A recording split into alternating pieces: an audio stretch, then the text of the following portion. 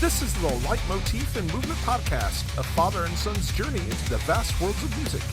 I am your host, Mike Ficklin, and joining me on this epic musical journey is my son, Michael Ficklin. This show is dedicated to the discussion of music and introducing Michael to music from the past and present. We discuss music mainly from the genres of rock, hard rock, and heavy metal. We also, from time to time, dive into film and video game scores, and we sprinkle in some surprises along the way. Michael, what have you been listening to this week? I haven't been really listening to much. It's just mainly my big playlist and the assignment. Haven't really listened to anything else? Nope. I got a chance to run through the entire discography of a band called Arch Echo. They are an instrumental progressive metal band from Nashville, Tennessee, and let me tell you, what an absolutely amazing listen. Their sound includes elements of jazz fusion and djent. It kind of reminds me a bit of Syncato and Periphery. Guitarists Adam Rafowitz and Adam Bentley are absolutely amazing. They go on some incredible runs throughout these releases, often left my mouth hanging agape. Drummer Richie Martinez is so good, showing the ability to seamlessly switch up tempo and timing. Keyboardist Joey Izzo adds additional nuance and, at times, percussiveness to the songs. He's certainly a key to helping create the lush soundscapes that the band creates. These guys are amazing, and I hear they put on an incredible live show. I'm going to have to see about checking them out at some point. Also got a chance to start digging into the discography of Atlantis Chronicles. I've listened to the first 3 releases, Against the Sea, 10 Miles Underwater, and Barton's Odyssey, from this amazing technical death metal, prog death metal band out of Paris, France. Musically, these guys are absolutely spectacular. I've come away very impressed with the complexity and technical mastery of the band. Blistering drums, crushing guitars, and blood-curdling growls. Their albums take on various nautical exploration themes. I'm really looking forward to listening to more from these guys. Also got a chance to check out the brand new record from Rivers of Nile, self-titled Rivers of Nile, and it's the 5th full-length from the technical death prog metal band out of Pennsylvania, and it does not disappoint. The band continues to show its growth despite the departure of vocalist Jake Diffenbach. Despair Church is one of my favorite tracks that Rivers of Nile has ever done. I feel like there's a bit of a post-rock influence to it musically. It has a killer outro featuring a sax. Another outstanding song on the record is Water and Time. It's perhaps the most melodic song in their catalog, featuring mostly clean vocals. There's a terrific sax solo and some ethereal synth work on that one. Moves between mellow and heavy moments with ease. I think we might need to do a full review on this one in the near future, Michael. This is my undisputed pick of the week. High praise. It's outstanding, dude. Last thing I got a chance to check out was the brand new record from Syncato titled Memento. Charlie Robinson's Syncato is back with another collection of incredible songs. Charlie is an amazingly talented guitarist. His music always takes interesting turns. He shows off a multitude of styles and influences across multiple genres. I always hear a bit of Latin influence in his music. You also get some djent, jazz, classical, and even some Asian flavors on this album. All of these various styles keep things interesting and evolving. They keep the listener engaged. Some favorite songs on the record include Mother of God, Ritual, and Hollow. Outstanding release.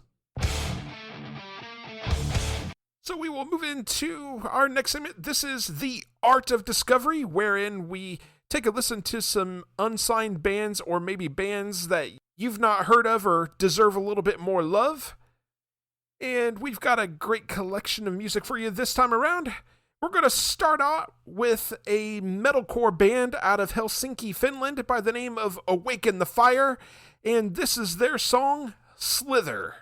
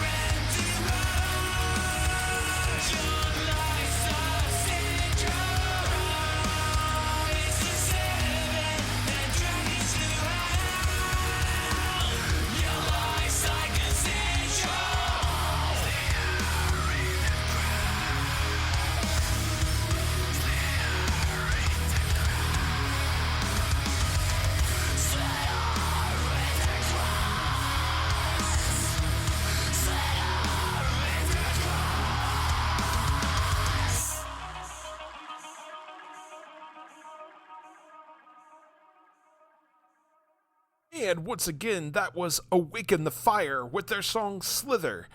You can purchase their music from the iTunes Store or stream their music on all popular platforms. Michael, what did you think about that? I like the instrument usage on the song Yeah, and vocals. yeah, it goes hard. All right, our next song is from a melodic progressive rock band out of Long Island, New York. This is Bear or Battleship with their song Tonight is the Night.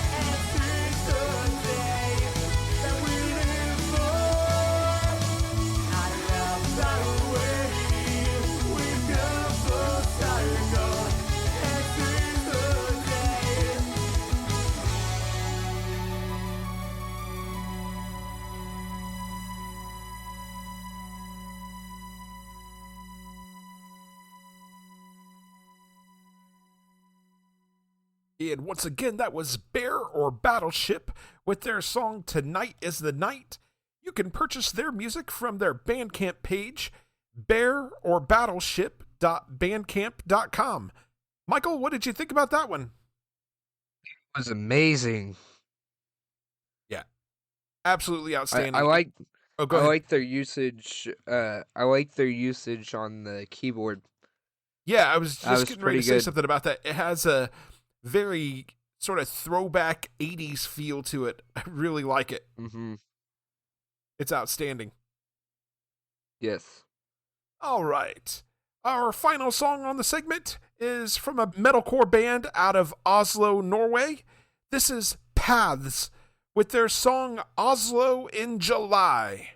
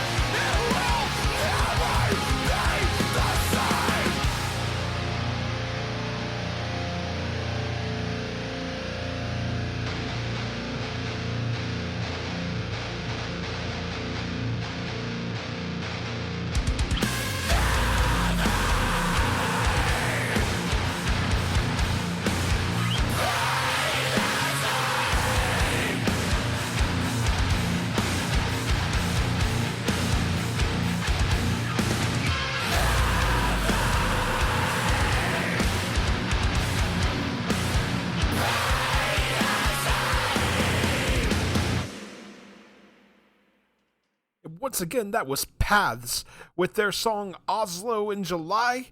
That comes from their A Cause to Revolt EP, and you can purchase their music from the iTunes Store or stream their music on all popular platforms. When you're looking for these guys, search for Paths NO to find the correct band. Michael, what did you think about that one? They did pretty good job on this song. That entire EP was so good, and the song Oslo in July absolutely blew me away. Michael, do you have anything else? I just want to say thank you to all the bands that allow us to listen to the music on the show. Absolutely. Yes, thank you very much to Awaken the Fire, Bear or Battleship, and Paths. All of the music was absolutely terrific. Thank you for letting us feature you on the show. If you would like to have your music featured on the show, feel free to shoot us an email at lightmovepod@gmail.com, or you can reach out to us on any one of our social media platforms, and we'd be happy to take a listen to your music, and if we dig what we're hearing, we'll play it on the show. All right, now it's time to get into our main topic of the episode. This time we're breaking down Coheed and Cambria's 2002 debut release, the Second Stage Turbine Blade. The Second Stage Turbine Blade is the debut studio album from the American progressive rock band Coheed and Cambria. It was originally released on March 5th, 2002 through Equal Vision Records. It is their first album, and it's part one of an overall tetralogy telling the story of the Amory Wars. The album introduces the husband and wife characters Coheed and Cambria, the characters from whom the band's name originates. The band features Claudio Sanchez on vocals and rhythm guitar, Josh Eppard on drums and piano, Michael Todd on bass and vocals, and Travis Stever on lead guitar. And originally, we weren't slated to cover this album until a little bit later this year. However, because Michael and I are going to see Coheed this week, in fact, I decided to go ahead and move this one up, call it a little bit of an audible, so that Michael had a chance to check out the band before we actually go to see them live. In addition to the release of this record, Michael, Coheed and Cambria have, and actually, it's not just to this record, but to all of their records so far, Coheed and Cambria have released a companion comic book or a novel that kind of tells the story of the album. It's pretty cool. And with that said, we're going to go ahead and get into our track-by-track breakdown. Michael, we start with track number 1. This is Second Stage Turbine Blade. What do you have on this? This is kind of an intro track. There's no vocals, but the instruments that are playing, that they did a pretty good job with. But the song kind of seems mysterious and chilling. Yeah, it does have that sort of a feel, doesn't it? Yeah. And you're right, it is a short intro track. This same melody is actually heard several times in the Coheed and Cambria discography.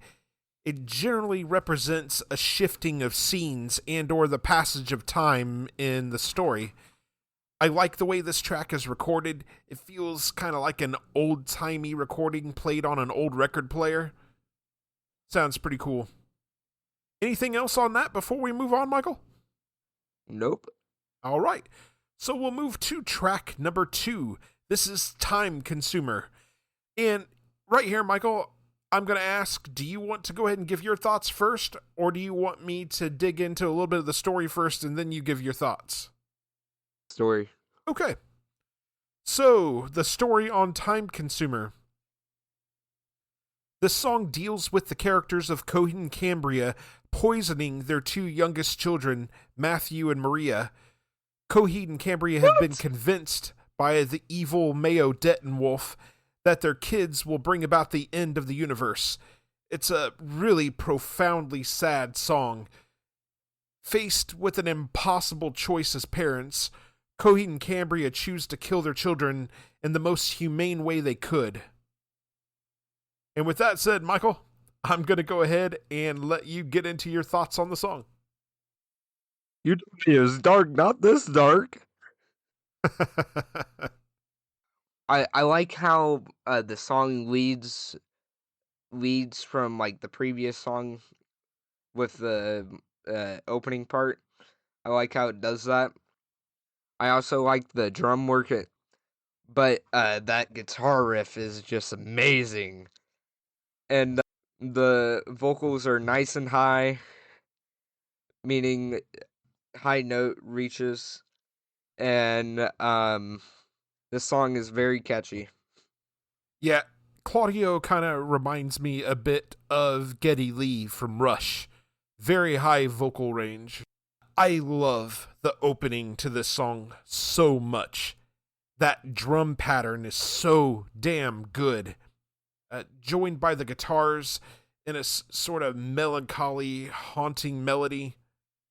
Just musically, this is one of my favorite songs on the record. I absolutely love the guitar work from Travis Stever and Claudio Sanchez.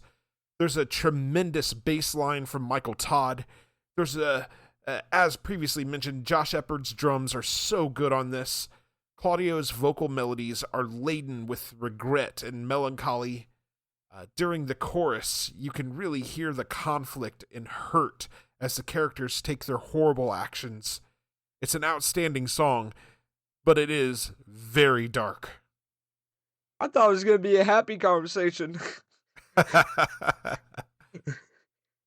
Yeah, we're going to touch more on that as we get into the album here. I thought the Opeth record was dark. Oh, man. I've got all kinds of new dark stuff for you, my man. Michael, anything else on this one before we move on to track 3? Nope. Okay. So now we move on to track number 3. This is Devil in Jersey City.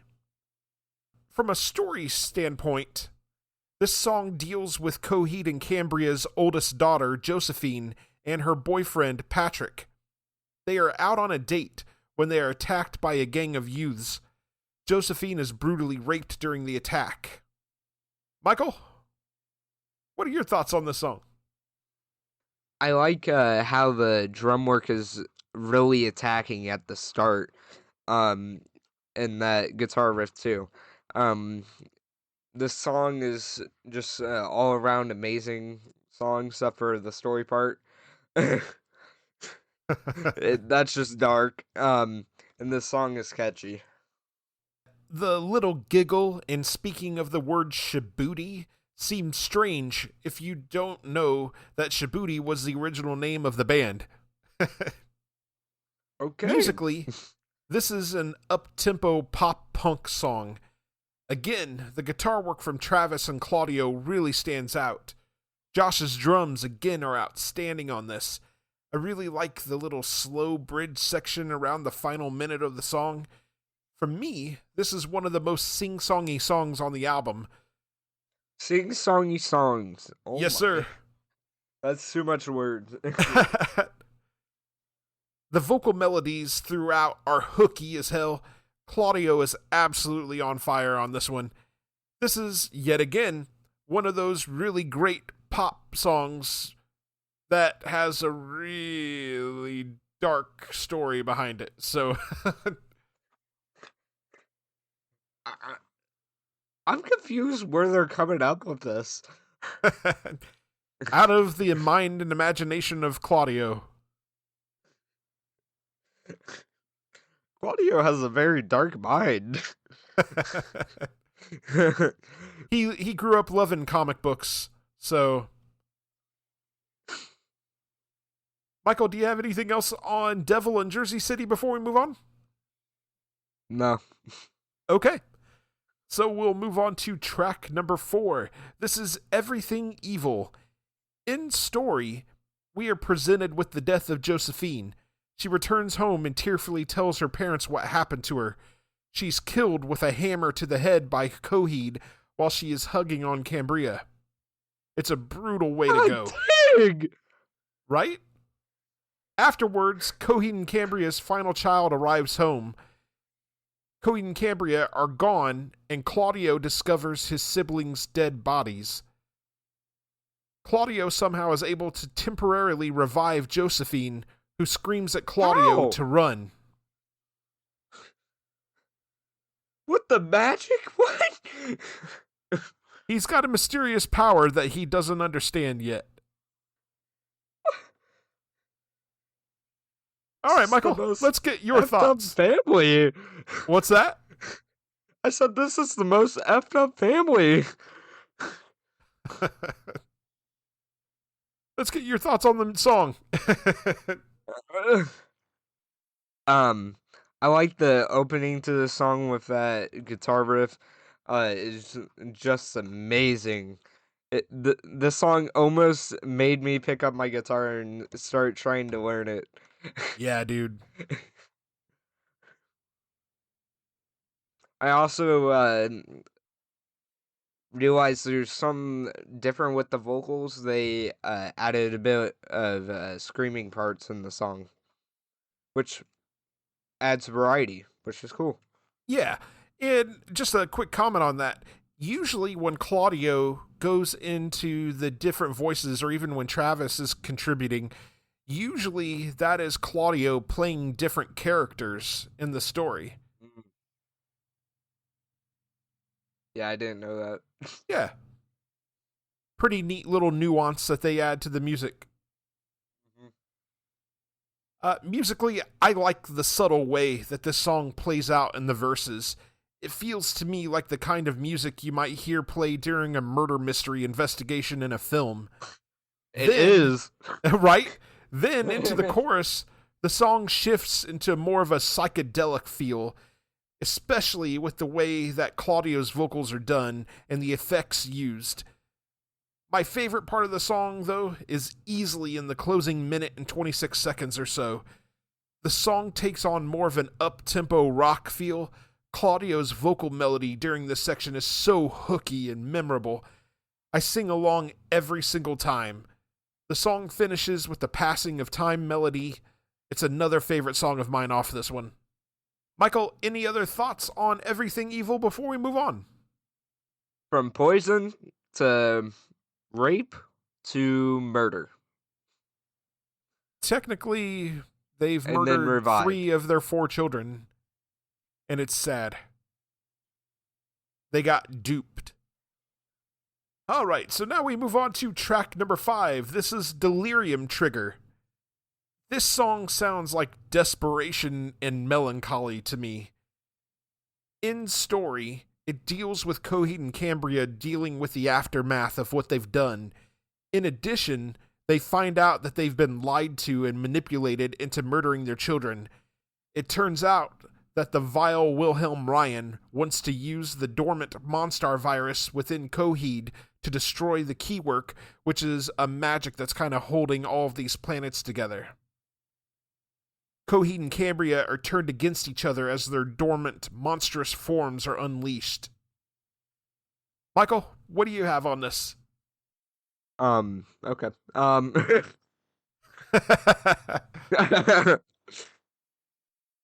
This opener to the song is amazing and different.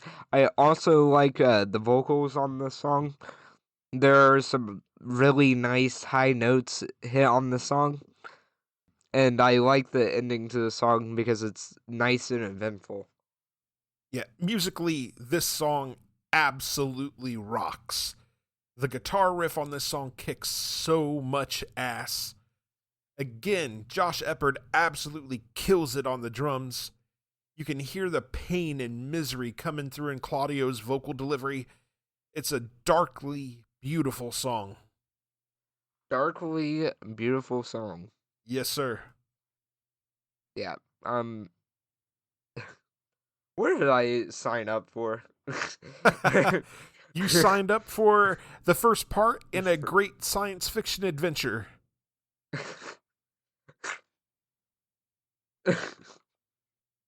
Having a hard time with it, aren't you? I'm just lost.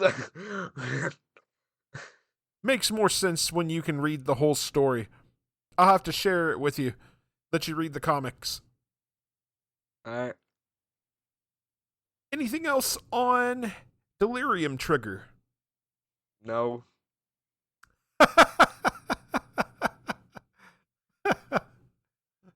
All right.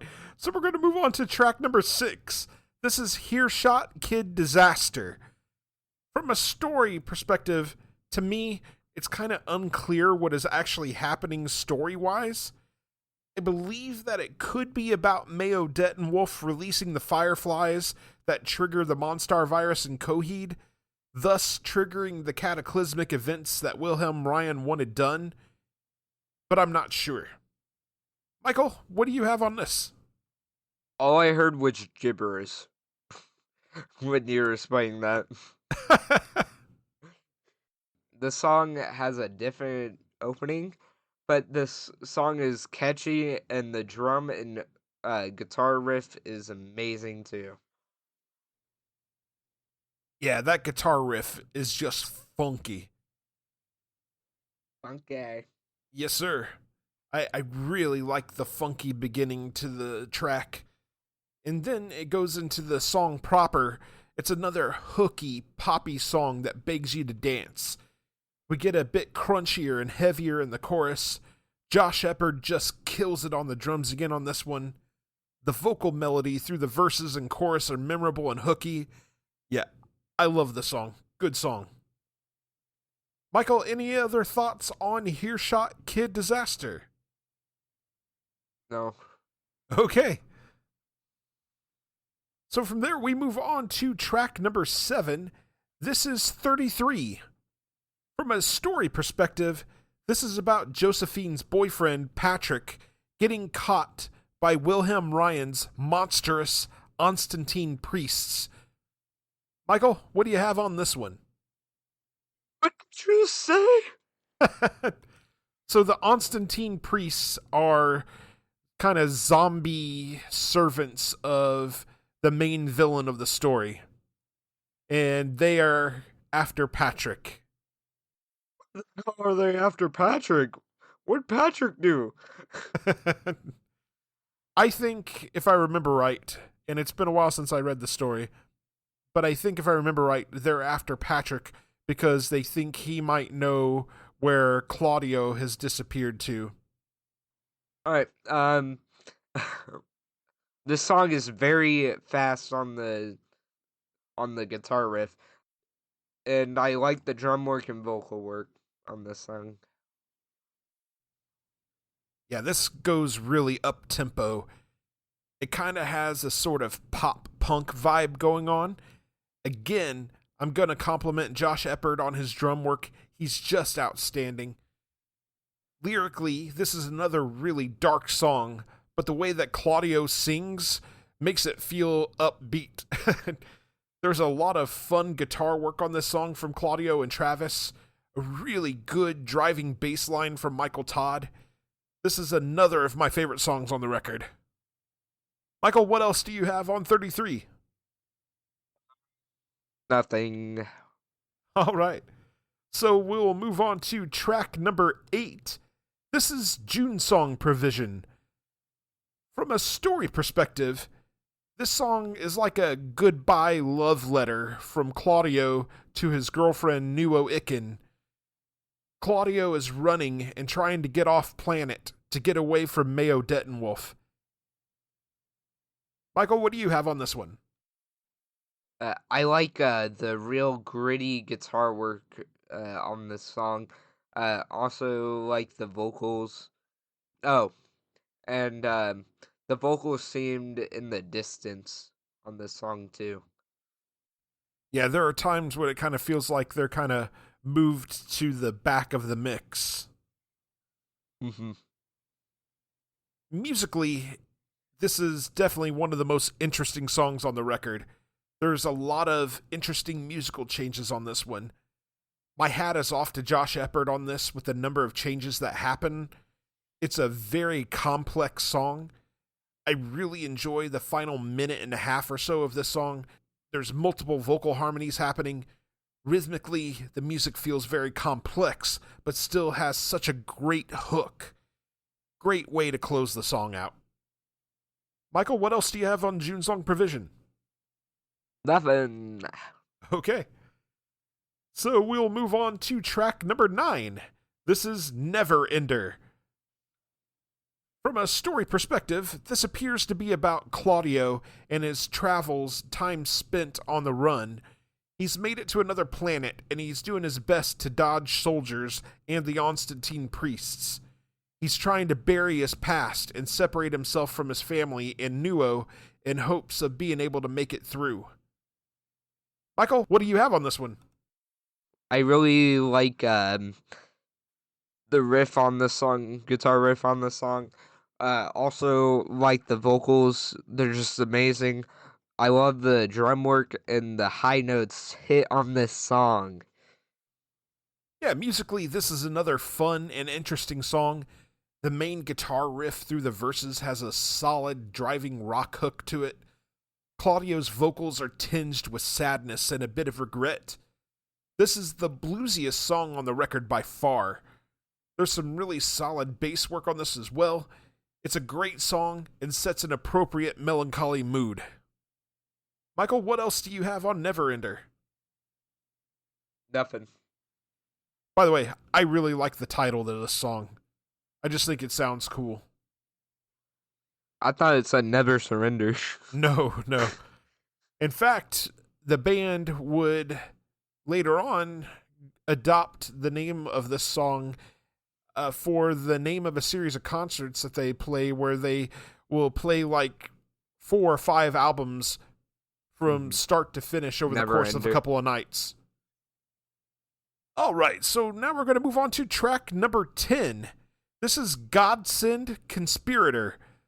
From the story perspective, here we go with another disturbingly dark lyrical theme that is set to a more up-tempo song. Regarding the story, this song deals with Claudio's uncle Jesse, Coheed's brother, watching his lover Mariah getting caught by Mayo Dettenwolf and ultimately killed. Mariah was the leader of a rebellion against Wilhelm Ryan. Michael, what do you got on this one? What the I like how creative this riff is on the song. I love it. Also love the drum work on the song.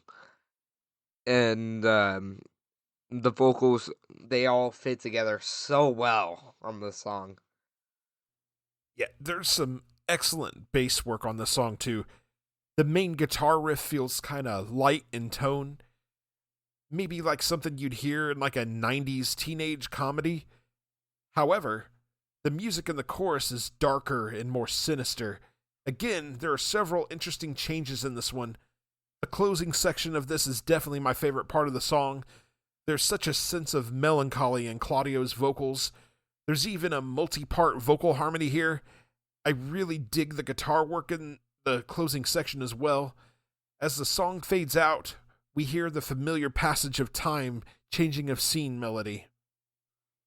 Michael, what else do you have on Godsend Conspirator? This song's probably my favorite, just mainly because of that guitar riff. It's just amazing. Man, you must love them stories about bad stuff happening to good people. Oh my! I didn't even say anything about the story. Everything in this album is dark. Right? It's super dark. But it's set to this really happy, poppy music. Oh, trying to remember record.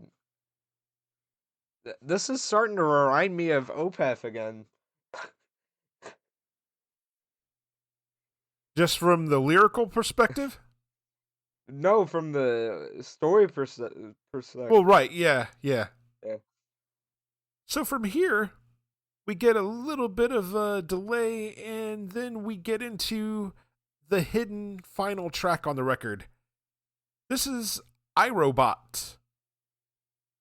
From the storyline perspective, this song seems to be a lament from Jesse. He's being sentimental and reflecting on the losses of Coheed, Cambria, and Mariah. The rebellion has been defeated and scattered. The iRobots are creations of Jesse and Mariah. Jesse has never really had much affection for them.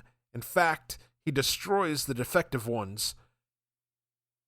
This song seems to be hinting that Jesse is starting to warm up to his creations. He's still got some fight left in him. Michael, what do you have on this one? I like the riff and drum work and the vocals on this song. I like this song. It's a pretty good bonus track. Musically, this is done primarily as an acoustic song, no drums. So I don't know what you're talking about as far as drum work. I swear there's drum work. There is the addition of a synth and keyboards, but no drums. I swear there's drums. Not on this. Then my notes lied. During the chorus, there's this very 80s sounding computer synth effect. Claudio's vocals are delivered in this almost falsetto, definitely a higher pitch than usual. It's a song drenched in sadness and melancholy, but also perhaps a bit of hope. Definitely an interesting way to close the album out. We go from murder, rape, more murder, reviving, turning, murder, to happiness. Well, not so much happiness, just a little bit of hope. And the revival is only temporary. Well, that was basically the whole entire story of that one song. Was the revival. Okay, Michael, we have reached the end of the album. It's time to get your final thoughts and your ranking out of 5. Probably the darkest album I've ever listened to. I like I like the vocals. I like the high notes hit on this album. I like the instrumental work done on this song. I'm gonna have to give this a 5 out of 5. So you're giving it a 5 out of 5, which surprises me, considering your reactions to the storyline, how dark it is.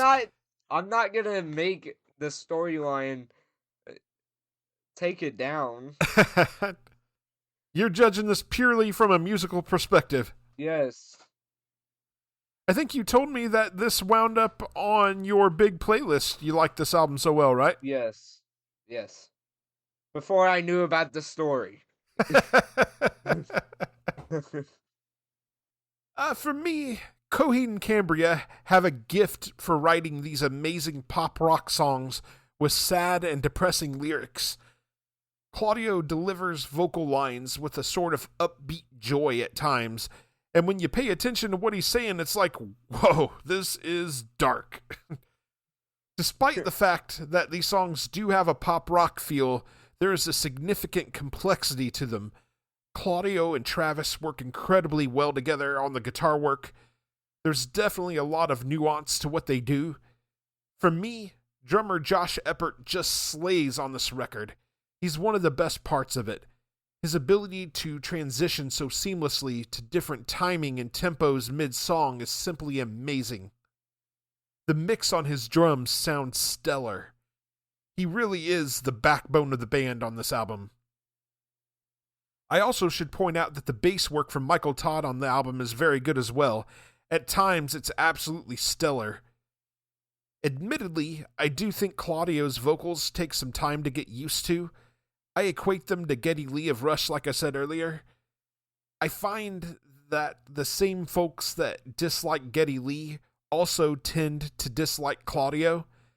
That said, I feel like Claudio does a terrific job with the vocals on this album. I really like it when he uses these multi-layered, multi-part vocal harmonies. Often he uses different tones or vocal styles to portray the various characters in the story. I appreciate the theatricality to that. Speaking of the story, what a heartbreaker. There are several outright shocking and horrific moments. It's a very dark start to Claudio the character's story. losing his siblings and his parents, having to leave his life behind and live on the run. On the whole, I love this record. This was actually the second Coheed and Cambria record I ever heard. Their follow-up to this one, In Keeping Secrets of Silent Earth 3, was actually the first one I heard. I was blown away with the complexity on this record, though, especially with it being the band's first full length. There are some outstanding songs on this that help it continue to hold up as one of the band's best. It gets a 4.5 out of 5 for me. What got taken away that was 0.5? There's some pieces of the music that are kind of hit or miss for me. Some of the darkness in the songs kind of weighs on me a bit, so I docked it just a half a point. Shame. All right, so that'll take us to our question for the audience. What is your favorite track on the Second Stage Turbine Blade, and why? All right, Michael, it's time to move on to our next segment. This is Can't Wait. New music coming soon. I'm not even going to ask. I think of one.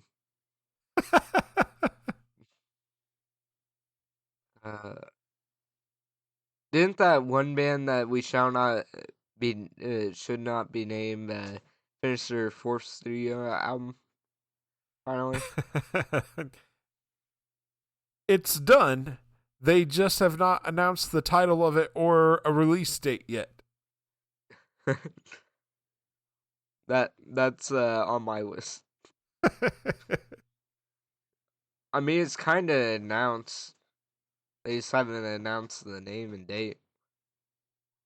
They're going to work out the songs live and see how they go over. So, it's too bad we don't live in Australia.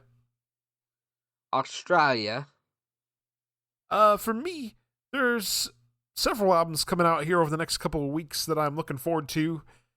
On June 6th, Catatonia releases Nightmares as extensions of the Waking State.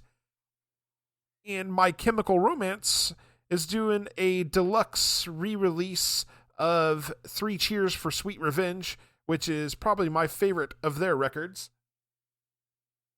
Then on June 13th, we got a trio of records coming out that I'm looking forward to. First one is from a band called, I believe it's pronounced Avkurvist, but I am not 100% positive on that. Their new record, Waving at the Sky, is coming. Also on June 13th, the new Fallujah record, Xenotaph, is coming. And then Metallica is doing a deluxe remastered edition of Load that I'm looking forward to checking out. And then recently announced, I heard that on July 11th, Born of Osiris is putting out their new album, Through Shadows. On August 29th, ELO is releasing their new record, Legacy. And on September 26th, Amorphous is releasing their new record, Borderland. So lots of good music on the horizon. So now we will move on to our listener feedback segment. And we did get a couple of pieces of feedback, Michael. I know you always enjoy this stuff. I do. So regarding our episode 22, which was on Soundgarden Super Unknown, Caustic Wave says, many thanks for featuring the upcoming new single Quicksand on the Art of Discovery segment. I've been featured on the podcast twice, and both times the main album featured has been one of my favorites. Last time it was Seven Dust Seasons, and this time it's one of the greatest albums ever, Soundgarden Super Unknown. My favorite tracks from this one are The Day I Tried to Live and Fell on Black Days. Both are outstanding songs. You can't go wrong with either of them. And albums. Excellent album. Mm-hmm. And then we got a response on Facebook from Frank McDonald. He says, there was a quote from somebody I read recently. might have been Dave Grohl saying that Chris Cornell let Nirvana hear some of the demos for Super Unknown, and they were blown away. Not only because of the songwriting, but because they'd perfectly mixed the Beatles and Black Sabbath. I'd never thought of Super Unknown like that, but it's so true. I thought that was a really cool story, and he linked us to the actual video, so if you have a chance, Michael, you got to check it out. We also got a response to our bonus episode number 5, which was about the new Bragging Rights record. Bragging Rights says, just finished the review now, and I really can't thank you guys enough. Really, really kind words, and gave me a lift in my step for the week ahead. Thank you again. Thank you. We really appreciated the opportunity to get to check out the record early, and we really enjoyed the record, so thank you so much. We appreciate it. All right, Michael, anything else before we move on? Okay. So now we'll move on to our final segment. This is Michael's journey, discovering a song from the past. And this time, we're going to get Michael's thoughts on the Commodores' Easy. Easy comes from the Commodores' 5th studio album, titled Commodores. In 1977, it was released on the Motown label. Group member Lionel Richie wrote Easy with the intention of it becoming another crossover hit for the group, given the success of a previous single, Just to Be Close to You, which spent 2 weeks at number 1 on the US Billboard Hot Singles chart, and peaked at number 7 on the Billboard Hot 100 in 1977. Easy reached number 1 on the Billboard Hot Soul Singles chart for a single week on July 16th, and number 4 on the Billboard Hot 100. The success of Easy paved the way for similar Richie-composed hit ballads, such as 3 Times a Lady and Still, and also for Richie's later solo hits. Easy was certified gold in Denmark, also gold in Italy, and platinum in the United Kingdom. And with that said, Michael, let's go ahead and get your thoughts on this song. I like the piano work on this song. Also, the vocals and the drums, they all work very well. And I also like the backup vocals. It makes sense why this song is a classic. I don't remember when the first time it was that I heard this song. I just remember liking it from the get-go. There's something warm and comforting about it. I really enjoy the piano work on this so much. There's also some brass and strings that help set the mood. Lionel Richie absolutely kills it on the vocals. He's got such a smooth voice. The song is a ballad discussing a man expressing relief after a breakup. Rather than be depressed, he's just laid back and chilled, not letting it get to him. Around the halfway point, there's the very distinctive sound of an electric guitar slide. Almost feels like it's out of place here. It's probably my least favorite part of the song, but it doesn't detract from my overall enjoyment of it. It's an absolutely outstanding song. Michael, let's get your rating out of 5 on this one. It makes sense why this song's a classic. I'm gonna have to give this a 5 out of 5. Perfect scores all around from Michael on this episode. All right, Michael, so up next on your journey, we are going to talk about Crowded Houses, Don't Dream It's Over. And for our main topic, we'll be discussing Skid Row's 1989 debut release, Skid Row. Michael, I think you're going to like this. Is it another dark lyrics one? No, sir. I think you're going to really like this one a lot. Alright, I'm trusting you. All right. With that said, we want to hear from you. We will read your emails and messages on the show. We have only one request. Keep them clean. There are several ways to contact us. You can email us at lightmovepod@gmail.com. You can also reach us on several social media platforms: Facebook, Blue Sky, Instagram, Threads. Details on how to connect with us are in the show notes. We are part of the SPDM Crew Podcast Network. Check out all of the podcasts on the network by visiting spdmcrew.com. If you like the show, subscribe to us on your favorite podcasting platform and share with your friends and family. We are available on Spotify, Apple Podcasts, iHeartRadio, and a variety of other platforms. We are also on YouTube. Can't find us on your chosen platform? Shoot us a message and let us know. Leave us a 5-star review on Apple Podcasts. This helps us be found in the algorithm. Make them good and we'll read them on the air. Are you in a band and you'd like for us to check you out and possibly drop a recommendation on the show? Shoot us a message. We'd love to check you out and give you a shout.